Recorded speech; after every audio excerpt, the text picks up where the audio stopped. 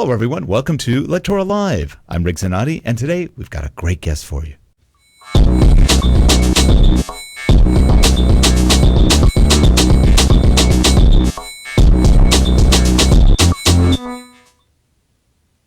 Hi, everyone. Welcome to the show. Today, we've got with us somebody who's been in the industry quite a while, maybe even longer than I have, which is, he's probably about my age. Anyway, we've been around for a while. Colin Steed is with us. He is the founder of the Learning and Performance Institute in the UK, runs a show called the Learning Live Show. This is Learning Live 2015 this year. And he has been involved with training and e-learning for a very long time, and he brings a ton of wealth of knowledge and experience, and we're very glad to have him. Colin, how are you today? Hi there, Rick. Very well, thank you, and lovely to speak to you. But we're very pleased you could make it again. I've had the pleasure of interviewing you not that long ago, probably a little over a month ago, and I think we were just touching the tip of the iceberg, so I'm glad you could make it back and share some of your knowledge and wisdom and experience, because we live in a world today where experience is not valued very much, and that to me is a stupid world. So I'm glad you're here. Right. Now you created or founded the Learning and Performance Institute a while back. Can you tell us a little bit about that? Yeah, sure. It started off in '95, and it was then the Institute of IT Training. And it was focused on the new IT, or in our day, of course, Rick, as you remember, it was DP. Yes. And showing our age there. And it was really there was no standards, there was no qualifications for people in IT and specifically in training. So we set this institute up and set up standards for trainers on best practice, on how you should train and how you should deliver training. And it took off very quickly. There was nothing like it certainly in UK and Europe. And it just went from strength to strength. We started a conference, and we started the IT Training Awards, which became very big. And that went along very well. But as you know, the industry changed, and it became not so much about IT as an industry, but it was really all about learning and development. Sure. So when was it? 4 years ago, we expanded it out into general learning and development, and been very, very successful. So we changed the name. We're trying to get away from the training side, and it's all about performance and business performance. So we've called it the Learning and Performance Institute. And once again, it's going very well. That's pretty good. So what's the main focus of? And now you mentioned originally when we talked some time ago that it's similar in scope, kind of to what ASTD or what is it, ATD now? Here yeah, is exactly. Sure. The same kind of idea where people share and they collaborate and they work together. Now, you also have a conference that you've been doing also for quite a while, which is the Learning Live conference. Yeah, that's right. We're into it's our 12th year, and once again we've changed the name over the years, but it's become probably the number 2 conference in the learning and development industry. Over quite a short period of time.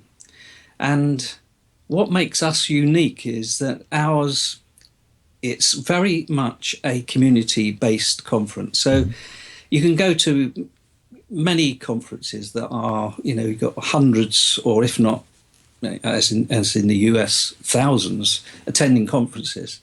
But what we do is we try to keep the numbers fairly manageable so that everybody can meet up with everybody and to network and to talk, basically, and which is what, in my view, what conferences mainly should be about. It's about meeting up with like-minded people and the big speakers and talking to them and learning from them and learning from each other. So it's a very practical, very friendly very informal, and it's just been very successful. Now you're trying something new this year, which from what you've been telling me is actually a great idea. Talk a little bit about what you're planning on doing. This is the first time you're really doing this in terms of overall scope. Yeah. And I think it's going to be very interesting. Yeah, because thank you. One thing about us, and I think is quite unique, is that we tend to try to do something new nearly all the time. So we don't say, we've got a very successful conference, let's cash in and let's keep it the same and just oil the wheels now and again. We try to make things better every time for our audience. And so this year I've taken the very bold step of saying to all the speakers, right, I do not want you to stand up in front of the audience and to start speaking to them or speaking at them for an hour whilst they're sitting there, just sitting back listening, and you're up there talking to them. I don't want a conference like that. We want a conference which makes people think, which encourages people to reflect, which encourages people to network together and to come up with solutions to problems. So I've taken the very bold step of calling it a lecture-free zone. So I think it's raised a lot of eyebrows in the UK, and which is very good. I'm really pleased about it. We've spoken to all the speakers, and we've selected speakers who are very interactive and are very work-oriented, very practical people. And they certainly know their stuff, of course, but they're not your gurus who stand up there and speak to boring bullet point slides for an hour. They involve you. And you know, that's interesting because from a training perspective, especially if we talk about e-learning or anything like that, if we don't make it interactive, people get bored. All right. And we're dealing now with a younger generation that tends to be very all over the place. Mm-hmm. So if you sit them down for an hour and just listen to a lecture, they're not good at that.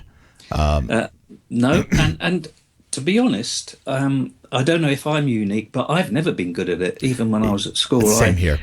To be honest, I think it's not so much an age thing. I know people talk about it as being an age thing, but I don't think it is that. I think people now know what they want, and they want to. Let's take a simple thing. I want to learn how to do. Let's say I want to learn how to take a good video shot from my new phone. Mm-hmm. In the old days, you would go on a course and you would have somebody up in front of you and say, right, now what you do is you press A and press B and you go into this menu and you do this and you do that. Nowadays, the best way to learn, as we all know, and recent research, which we're learning all the time, of course, is telling us that the way people learn is not being talked to and not being told things, but to say, let's get involved with this. So I'm going to give you a phone and you have a go at it, and we will talk to you about how you did it and if there's a better way. So it's involving people. Mm-hmm.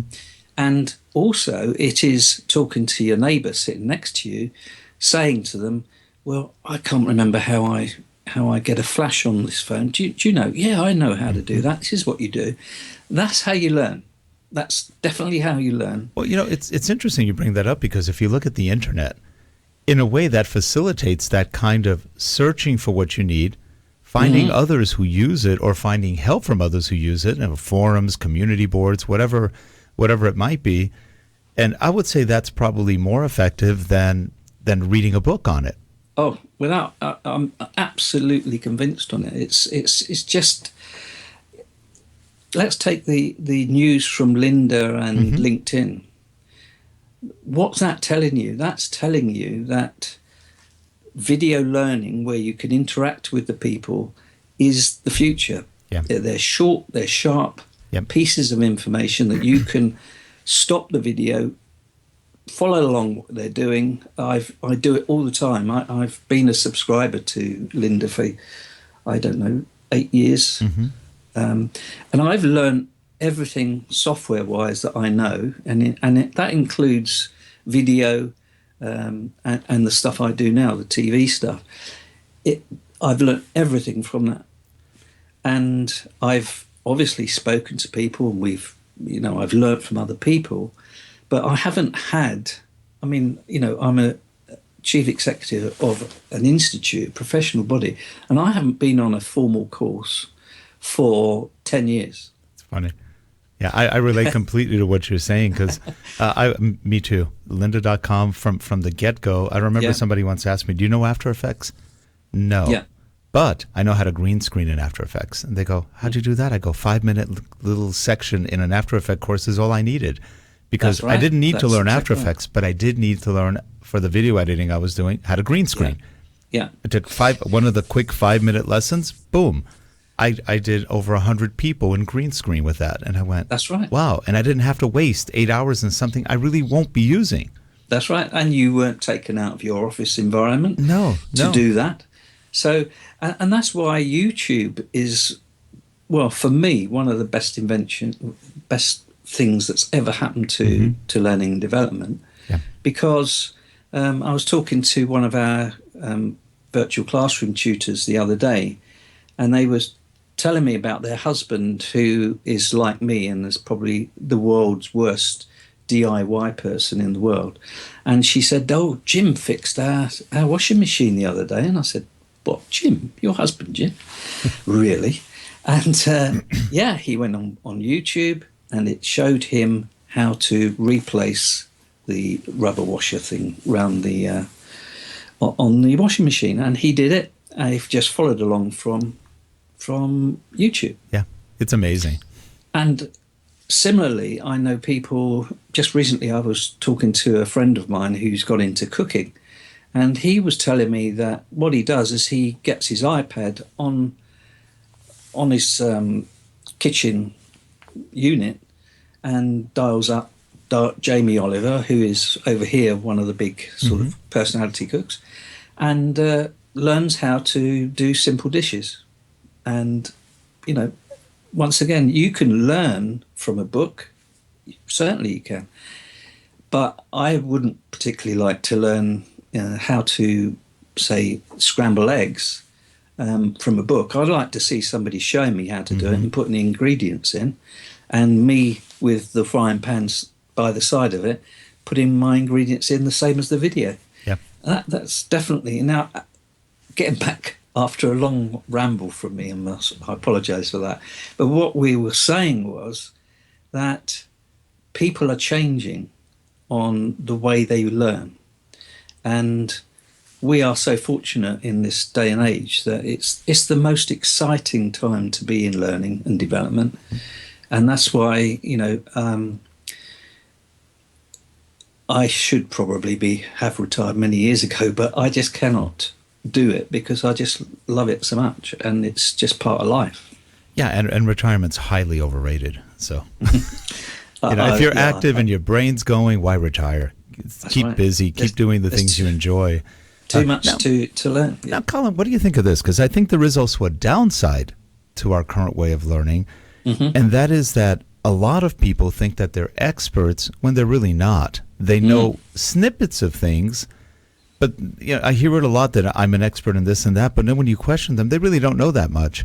And in certain subjects, like for example, we can learn some things quickly with those 5-minute training things. But if you're trying to be, let's say you learn engineering or learning mathematics, where you have to know a lot of theory before you can actually apply it well, we still have to have that other side of, which isn't always that much fun, but really the foundational part, which can let us grow and learn, especially in the sciences. That's usually where you see it the most. Yeah, sure. You have to have more of a foundation in order to be able to actually apply it. But I'm noticing that that's disappearing, or even in the schools, they're not teaching the foundation as they should. I've had many cases where I've sent universities letters saying, you're a puppy mill. You're putting out people with no education, no knowledge, no curiosity, no interest. And And that's not a degree. That's just a piece of paper that they purchased. Yes. Sure. And they're not doing any of the students a service. So what do you see as that, as far as, now here's the disconnect between our corporate training, which I think is actually more effective, and university training, which to me, I would probably blow every university up and start over again. Well, I would certainly cut out lectures. I think you're totally right in what you say, where I wouldn't call myself an expert after going through a Linda course. I wouldn't call myself an expert in it, but I certainly know the basics. You're functional. That's right. Yeah. Now, in work, in the workplace, what would you rather have? Somebody who knows maths inside out and knows all the theory, or would you like somebody who's got a grasp of a subject but knows where to look and knows who to talk to find out more about what they want when they need it in their workplace? Yeah, and from a work point of view, I think I'd rather have the latter, somebody who can figure it out, knows how to look for it, and knows how to work the technology to figure out where to go. That's right. Yeah, exactly right. Getting back to the conference, by having lecture-free zones, what you're doing to your audience and therefore the learners, you're encouraging them to go and find out for themselves, or to go. So you don't have to go anywhere in particular, but you could talk to the person sitting next to you, or somebody. You could ask somebody in the room how they do this. How have you found the answer to the problem that I've got in the workplace? I've got this problem. How have you dealt with that? And that's why it's so exciting, is that you don't have to learn all the basic theory of everything. No. What you need to know is where to find it, or who to find. And that's why the learning and development in corporations is changing so, and why I say it's so exciting is because your job now is not to be a stand-up person who delivers training and just like putting a jug of water into a tumbler and just putting all the information into people. You're encouraging them to go and find out how to do things, and you're a curator or a facilitator of the learning, not a training deliverer, not a teacher. And that's why it's so exciting, I think. It's interesting too, because both of us came from the IT or data processing background, managing information systems. We came from those backgrounds, and what we knew back then is that when you created a database, computers are very good at finding information, weren't that good at figuring out what you wanted. They needed to be very specific. Now we have artificial intelligence, which is better at it, but it still needs to learn from itself what patterns you're looking for. Sure. And our brains really are pattern recognition machines that really randomly can catch information from all over the place in sub-seconds, probably still faster than any computer. Oh, sure. And so if you apply that theory to what you're talking about, we're exactly in the same place, where our brains learn randomly in many ways and then tie it together. And it's amazing how we tie things together, how from our objects. For example, they've done some studies and research where they can put a sensor on your hand, on your tongue, on your stomach, and you could see through your stomach. You could see through your hand, because the sensor was putting out the same exact binary, if you will, that the eye see. And they're saying one day in the future, we'll be able to do more with our own capabilities just by the way we analyze or receive patterns, whether it's auditory, visual, or whatever else, tactile. It still goes through the same processing centers. Sure. And it's fascinating, because if you look at current ways we teach, we're still teaching back in the early 1900s, 1800s. We haven't really evolved past that. That's right. And that's why it's so exciting. I mean, one of the big things that, if you're in learning and development now, there's so much research, recent research too, about neuroscience. And when I first started, which was many millions of years ago, um, I was just taught how to train somebody, and it was almost a military thing. I think the company who taught me came from the military. So it's very, you follow this, you do that, then you do this, and then you do that, and then you must do this. But I have learnt so much in the past 5 years about neuroscience and the way we learn. And there is some amazing, absolutely amazing research that's out in the community, which if you're in L&D, if you just follow what they're telling you, you'll be a great facilitator of learning. Yeah. And, just basic things like my hobby horse of bullet lists of slides, the picture superiority effect, which is a fairly recent piece of research, past 15, 20 years or more. It's telling you that people learn from association from images. And if you haven't got images on your slide, people won't read your list of bullets. I mean, why not just give them a book or give them a document to read if you want them to read? So it's all about this association thing that you were talking about, Rick. It's associating and, storytelling and things like that. It's just fascinating. I wish I'd have known it when I was being trained to be a trainer. I know, and they found a lot of that out recently with the MRIs and the CAT scans. They started watching what parts of the brain were being activated. And it's really interesting. You talk about language and patterns. When they do brain surgery, they literally cut open the head. This is before they actually do the surgery. And they put prods into the person, very microscopic prods, and they show the person a picture of maybe their husband or wife. And the person goes, so they move the prod somewhere else, and they goes, oh, that's my wife. So they know, they map out areas not to touch, because they know those are going to affect language and recognition centers. And language is just nothing more than another pattern. Our letters are patterns, and we learn letters very well. If you look at let's say the Asian languages, like Chinese, Korean, Japanese, they're patterns. They're very much, the ideograms are really patterns that mean something, and one pattern can have a whole sentence attached to it, whereas we have more of a letter-based language rather than ideograms. It's just as effective. It's just a little bit longer.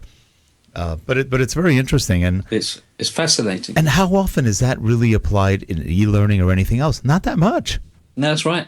And it's not only corporate training we're talking here. I've spoken to teachers in schools recently who, once again, they're still teaching methods, and they've got things that have been dismissed as myths, these days. One of them being learning styles. Now, if you talk to a teacher over here, and I hope I'm not going to libel myself, but I would say a majority of school teachers in schools, they work on the basis of teaching to do with learning styles. Now, that's been discounted and rebuffed by recent research that it's not, they're not true at all. People learn differently, yes, but learning styles, there's no such thing. Now, when I approached some corporate trainers, that's the way they were taught. And even, one of the other institutes in our sphere, they still teach it. And yet, there is research that tells you it's wrong. So it's all changing. It's things are moving and evolving as we learn more about our brain and how we learn. Right, but unfortunately, the industry is not really keeping up with it. Well, for example, the myth of right brain, left brain is still out there, and that's totally disproven already. There is no right brain or left brain. Our brains really do function as a whole, and there was that old myth that we only use 10% of our brain. Yeah, I would change that to 10% of the people use any of their brain, but that's another issue. That's right. But seriously, what really goes on is we do use all of our brain. That's right. It just, the speed of our connections is what changes between people. How fast do we recognize patterns and we associate patterns? Sure. And nothing else. So I think the difference between a genius and a non-genius is how quickly they can take a wide range of patterns and put them together and deduct from those things and come up with other things. You know, how is someone more creative than someone else? And they are. People do see things differently. For example, a graphic artist sees the world very differently from a programmer. Sure. And yet they both are creating, but they're creating differently. Okay. And you're right. You mentioned before, in corporate and in education, we still have the cookie cutter approach.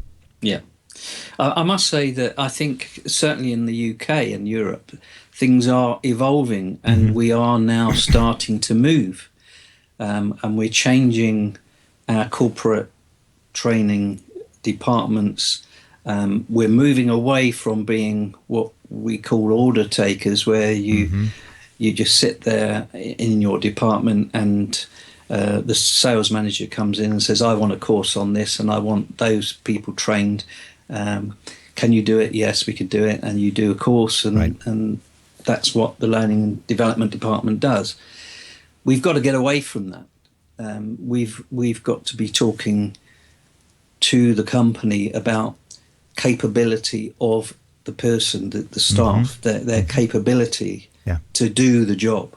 And so it's performance consulting, performance consultancy, that what we would call a trainer in the old days is they've got to become performance consultants.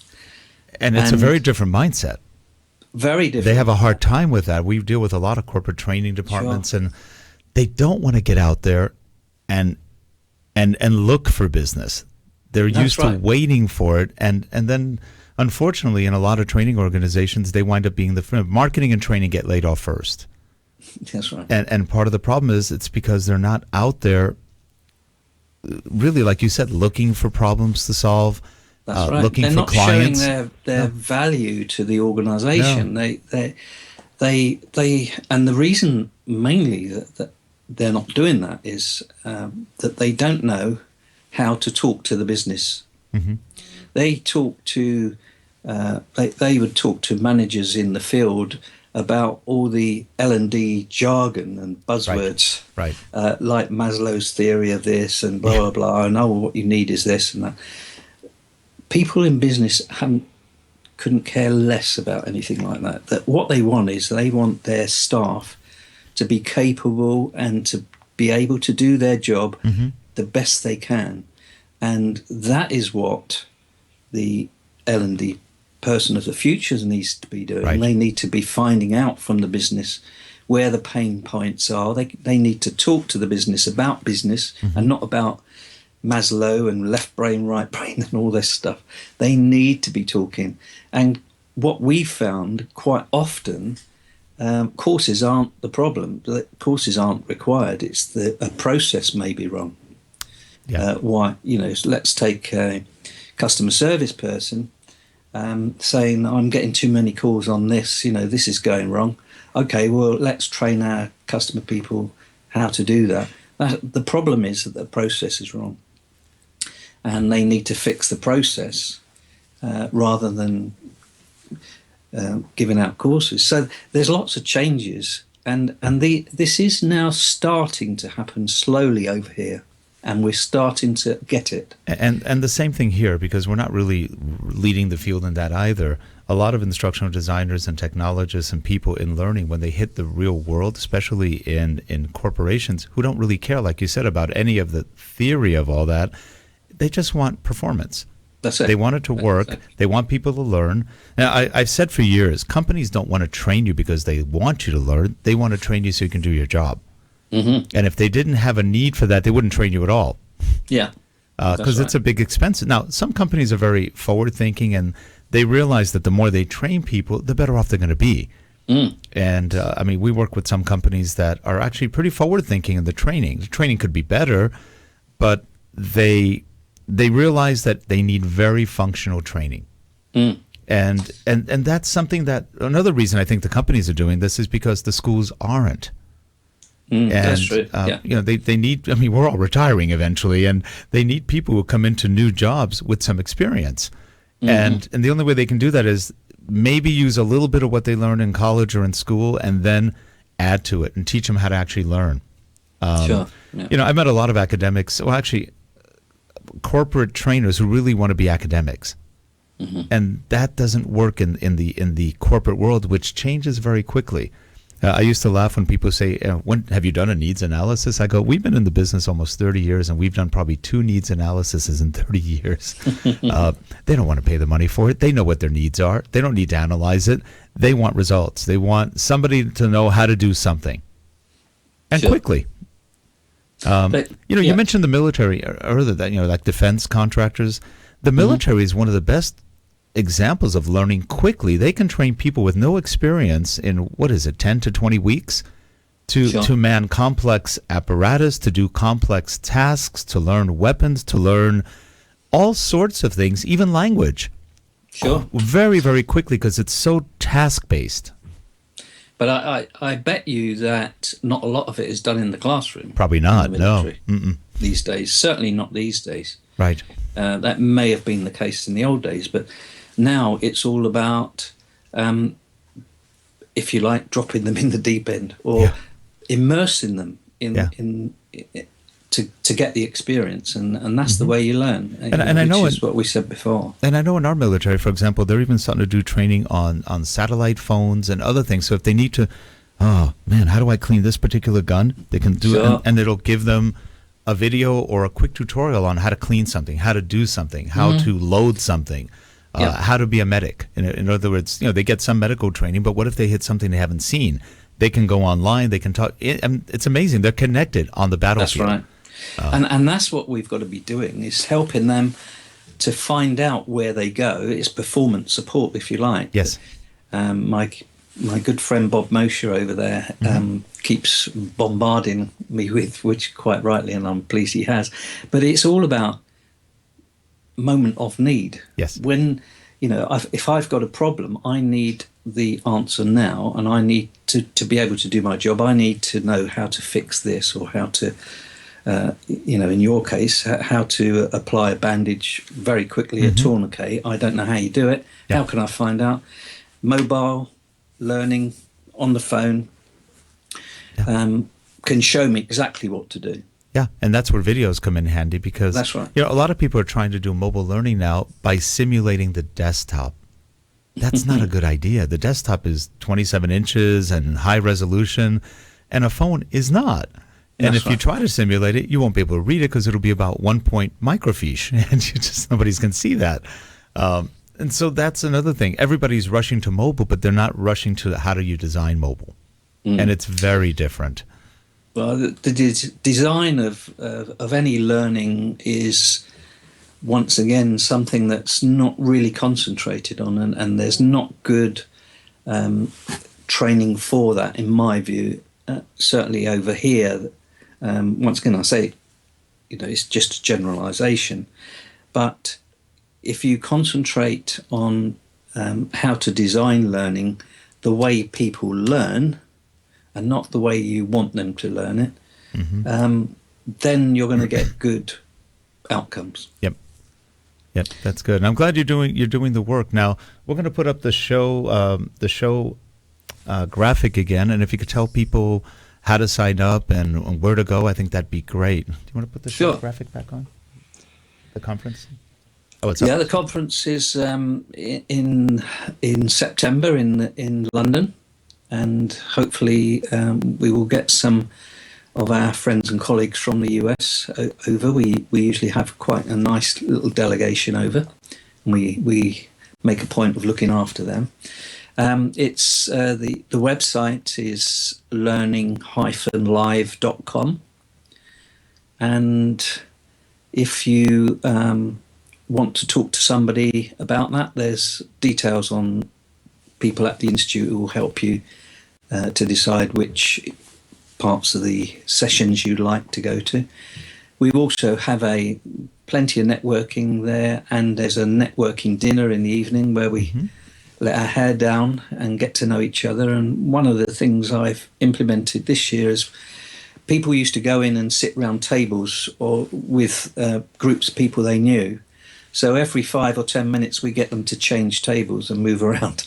So after each course, they change tables. So you meet new people and you talk about new things. So it's just little things there. We try to make it fun and friendly and all conducive to enjoying yourself and learning. Yeah, it sounds like a lot of fun. So, Colin, believe it or not, we are at the end of our time. I think we can go on for a long time. It goes very fast. We've been on about 45 minutes already. Wow. And as always, it's a pleasure. Now, last time you were on our Life Ed show, and one of the things I thought was really fun was I said, your name sounds like somebody, it's one of the Avengers. And we joked about that, and ever since then, I sent you one of those little videos I found on Emma Peel. Yes, you did. Yeah. I think I've fallen in love with Emma Peel again. It's just I remember her as a teenager and going, God, so do I. And she's in her 70s right now, and she still looks great. Yeah, she's still doing a lot of acting. She was in Game of Thrones, and it's interesting to find people that from really our youth, and they're still around doing great work, and she's funny. She's quite articulate, and she's lovely. Yeah, still lovely. She's still lovely. Yeah, but she looked really great, and I couldn't believe the video I found of that guy talking, and he goes, she's got a cat suit on, and I just laughed when I saw that one. Yes, I did enjoy that, Rick. Thank you for sending me that. Well, you said you weren't feeling well, so maybe this will cheer you up a little bit. That's right. So. Yeah, it did. That's why I'm better. Hey, you never know. But Colin, I appreciate you coming on again, and I'm going to see if by any chance we can make that conference next year. I haven't been to England since 1979, so I would love to go back, and it'd be a fun conference to go to, and sure. And just to meet you in person, and I've got some other friends in England that just would be a blast. It'd be fun to get a whole contingency of people going. Yeah, sure. Keep in touch with me, Rick, and I will organise that. I will. That sounds great. And Colin, again, appreciate you coming on. You know where the show is, folks. So make it a point to go to England. It's a good time to go there. The climate's nice in September, and it's a beautiful town. By the way, there's a podcast that you can find. It's called Robert's London. It's a lovely podcast. He is a guy that does street photography and videos all around London, showing all the beautiful parts of London. I love this guy. They're very interesting. He tells you the history of certain cafes and video theaters. Quite a fascinating podcast. Robert's London. I'll put a link to that. Yeah, it's really nice. I found him on YouTube just by coincidence. He was doing he also does camera reviews sometimes, and it was quite nice. And London's really quite a nice city. There's a lot of stuff there. Yes, and at night, I love the lighting. At night, the bridges and everything are just gorgeous. It's beautiful now. Yeah, really. Yeah, they've done lots of. They've made it really nice now. It looks like it, and we're falling behind in all our cities, and you guys are looking beautiful now. So keep it up. So again, for everybody who's watching the show, please like it if you do, and please subscribe so we know you're there, and you'll know when we have new shows. And Colin, if anybody wants to reach you, what's a good way to reach you? The best way is Twitter.